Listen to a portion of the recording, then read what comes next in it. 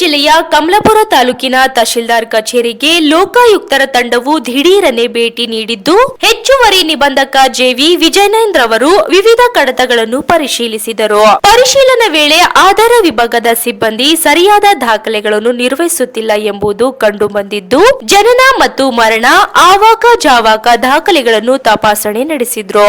ಪಡಿತರ ಚೀಟಿ ಸಂಬಂಧಿತವಾಗಿ ಒಟ್ಟು 1920 ಅರ್ಜಿಗಳು ಪೆಂಡಿಂಗ್ ಆಗಿರುವುದು ಬೆಳಕಿಗೆ ಬಂದಿದ್ದು, 2023ರಿಂದ ಇಂದಿನವರೆಗೂ ಯಾವುದೇ ಹೊಸ ಕಾರ್ಡ್ ಮಂಜೂರಾಗಿಲ್ಲ ಎಂಬುದು ಗಮನಕ್ಕೆ ಬಂದಿದೆ. ಇದೇ ವೇಳೆ ಫಾರಂ ನಂಬರ್ 7 ಮತ್ತು 8 ಮತ್ತು ಫಾರಂ ನಂಬರ್ 6 ಅಡಿಯಲ್ಲಿ ಸಲ್ಲಿಸಲಾದ ಒಟ್ಟು 32 ಹಳೆಯ ಪಿಂಚಣಿ ಅರ್ಜಿಗಳನ್ನು ಸೂಕ್ತ ಕಾರಣವಿಲ್ಲದೆ ತಿರಸ್ಕರಿಸುವುದಕ್ಕೆ ಲೋಕಾಯುಕ್ತ ಅಧಿಕಾರಿಗಳು ತೀವ್ರ ಅಸಮಾಧಾನ ವ್ಯಕ್ತಪಡಿಸಿದ್ರು. ಬಡವರನ್ನು ವಂಚಿಸಿ ಹಣ ಕೇಳುವುದು ಸರಿಯಲ್ಲ ಎಂದು ಕಿಡಿಕಾರಿದ್ರು. ಅವರು ಸೂಕ್ತ ದಾಖಲೆಗಳೊಂದಿಗೆ ತಪ್ಪು ಸಾಬೀತಾದರೆ ಯಾರನ್ನು ಸುಮ್ಮನೆ ಬಿಡುವುದಿಲ್ಲ ಎಂದು ಸಿಬ್ಬಂದಿಗೆ ಕಟ್ಟುನಿಟ್ಟಿನ ಎಚ್ಚರಿಕೆ ನೀಡಿದ್ದಾರೆ ಎಂದು ತಿಳಿದು ಬಂದಿದೆ. Bureau report Shivakumar, Kamalapura.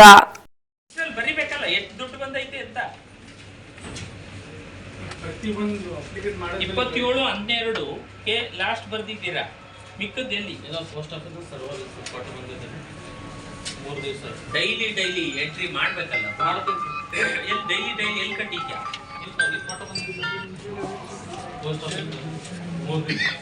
ಇದು ಲಾಸ್ಟ್ 31/12/2025 ಪೋಸ್ಟ್ ಆಫೀಸ್ ಕೊಟ್ಟು ಏನ್ಕೆ ಅದು ಯಾಕೆ ಕೊಟ್ಟೆ ಯಾಕೆ ಬರ್ಬೇಕು? ಅಲ್ಲೇ ಏನ್ ತಗೊಳಲ್ವಾ ದುಡ್ಡು? ಸರ್ವರ್ ಇದ್ದಿಲ್ಲ ಸರ್, 3 ದಿವಸ ನೋಡ್ರಿ.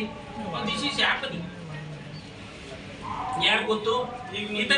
ರಿಟೈನ್ ದಟ್ ಮನಿ ಹೋಗ್ಲಿ, 3 ದಿನದ ದುಡ್ಡಲ್ಲಿ ಕೊಟ್ಟು ಬಂದಿನಿ ಸರ್. ದುಡ್ಡು ಯಾಕೆ ಕೊಡ್ತೀಯಾ? ಹಂಗೆ ದುಡ್ಡು ಕೊಟ್ಬಿಟ್ಟು ಮತ್ತೆ ಫೋನ್ ಮಾಡಿ ಇದು ಈ ವರ್ಕ್ ನಡೀತಾ ಇದೆ. ಇಲ್ಲಿ ಯಾರು ಇವ್ರು ಯಾರು ಗೊತ್ತಿರೋದು? ಏನ್ ಸೇರಿಸ್ತಿದಾರ್ರಿ?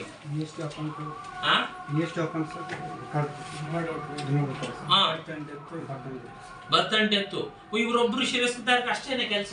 ಬರ್ತ್ and death, inward outer, word load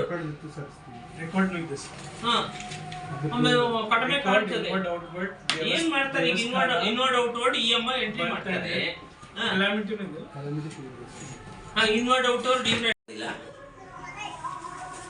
ಏನ್ ಮಾಡ್ತೀರಿ? ನಾವು ಬರ್ಬೇಕಾ? ಲೋಕಾಯುಕ್ತದವ್ರೆ ಬರ್ಬೇಕಾ ಇದನ್ನೆಲ್ಲ ಸರಿ ಮಾಡ್ರಿ ಅಂತ ಹೇಳಕ್ಕೆ? ಕುತ್ಕೋತೀರಾ, ಬರ್ತೀರಾ? ಇನ್ನೇನ್ ಮಾಡಿದೀರಾ ಇವತ್ತೆಲ್ಲ? ನೀವು ಏನ್ ಕೆಲಸ ಮಾಡಿದೀರಾ ಬೆಳಿಗ್ಗೆಯಿಂದ? Service to other purpose. Record room scanning digitalization ನಡೀತದೆ. ಬಹಳಷ್ಟು ಕೆಲಸ ಇದೆ. ರೆಕಾರ್ಡ್ ರೂಮ್ ಡಾಕ್ಯುಮೆಂಟ್ ಇಶ್ಯೂ ಇದೇನಿದೆ ಹಿಂಗ ಅಡ್ಡ ಇಟ್ಬಿಡು. ಇವೆಲ್ಲ ಇದು ಇಡೋ ರೀತಿನಾ? ಅದು ಇಡೋ ರೀತಿನಾ? ಅದು ರೆಕಾರ್ಡ್ನಾಗೆ ಇಡಬೇಕ? ಅಲ್ಲಿ ತಗೊಂಡೋಗಿ ಸಿಕ್ಕಾಪಟ್ಟೆ ಇದೆ. ಶಿಫ್ಟ್ ಮಾಡಿ ಕ್ಲೋಸ್ ಮಾಡಿ ಡಿಸ್ಪೋಸಲ್ ನೀವೇ ಇಟ್ಕೊಂಡು ಹೆಂಗಂದ್ರೆ ಹಂಗೆ ಇಟ್ಬಿಡ. ಪ್ರಾಪರ್ ಇಲ್ಲ. ಇವ್ರು ಸೇರಿಸ್ತಿದಾರಂತೆ, ಇವ್ರ ಟೇಬಲ್ ಮೇಲೆ ಇದೇ ಇಲ್ಲ. ಎಲ್ಲಿ ಬರ್ದಿದ್ ನಿಮ್ದೆಲ್ರಿ ಶಿರಸ್ತೆದಾರ ಅಂತ ಎಲ್ಲಿದೆ? ಇದನ್ನ ಇಟ್ಕೊಳಕ್ ಆಗೋದಿಲ್ಲ. ಏನ್ ಶಿರಸ್ತೆದಾರ ಅಂತ ಕಾಣ್ತಿರೋ ಏನೋ ನೋಡಿ. ಇದು ಮೋಸಿನವ್ರೆ, ನನಗೆ ಇದು form 7 number of applications filed under form number 7 for deletion of name from the voters list. ಎಷ್ಟು ರಿಸೀವ್ ಆಗಿದೆ ಜನವರಿಯಿಂದ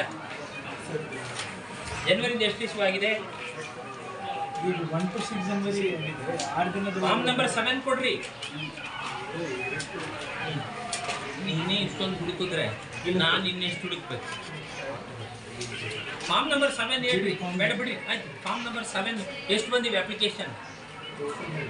ಟೋಟಲ್ ಹೇಳ್ರಿ.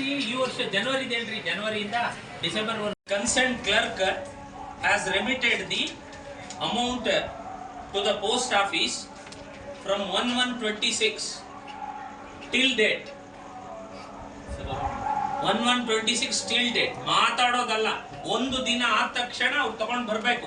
ಸರ್ವರ್ ಇಶ್ಯೂ ಇಟ್ಕೊಂಡ್ಬಿಡು ನೀನೆ. ಸರ್ವರ್ ಇಶ್ಯೂ ಹತ್ರ ನಿಮ್ ಯಾರು ಎಂಟರ್ ಇರುತ್ತೆ, ಈಗ ಅವ್ರ ಸರ್ವರ್ ಇಶ್ಯೂ ಐತೆ ಅಂತ ಇಟ್ಕೋಬೇಕು ದುಡ್ಡು. ಒಟ್ಟು ಬರಂಗಿಲ್ಲ ನೀನು. ಅವ್ನು ಹೊಟ್ಟೋಗ್ಬಿಟ್ನಪ್ಪ ಒಂದು ವೇಳೆ ನೀನೆಲ್ಲ ದುಡ್ಡು ಕೊಟ್ಟಿರ್ತೀಯ, ಒಂದೆರಡು ದುಡ್ಡು ಕೊಟ್ಟಿರ್ತೀಯ, ಹೋದ ದೇವ್ರ ಪಾದ ತೀರ್ಕೊಂಡ, ಯಾರು ಕೊಡ್ತಾರೆ? ಯಾಕಂದ್ರೆ ಅಲ್ಲಿವರೆಗೂ ಹೋಗೋದಿಲ್ಲ, ನಿಮ್ ತಲೆಗೆ ಹೋಗ್ಲಿ ಅಂತ ಕೇಳ್ತೀನಿ ನಾನು.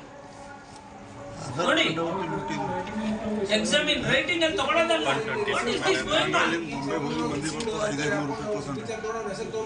ದುಡ್ಡಿನ ವ್ಯವಹಾರದಲ್ಲಿ ನೀನ್ ಇಷ್ಟ ಬಂದಾಗ ಮಾಡ್ತೀಯ. ನೀನ್ ಯೂಸೇ ಮಾಡಿಲ್ಲ ಅಂತ ಹೇಳ್ತೀನಿ, ಕೊಟ್ಟೇ ಇಲ್ಲ ಅಂತ ಹೇಳ್ತೀನಿ. ನಾನು ಅಧಿಕಾರಿ, ನಾನ್ ನಿನಗೆ ನೇರವಾಗಿ ಹೇಳ್ತೀನಿ, ಒಬ್ಳಿಗೆ ಕೇಳೋದಲ್ಲ.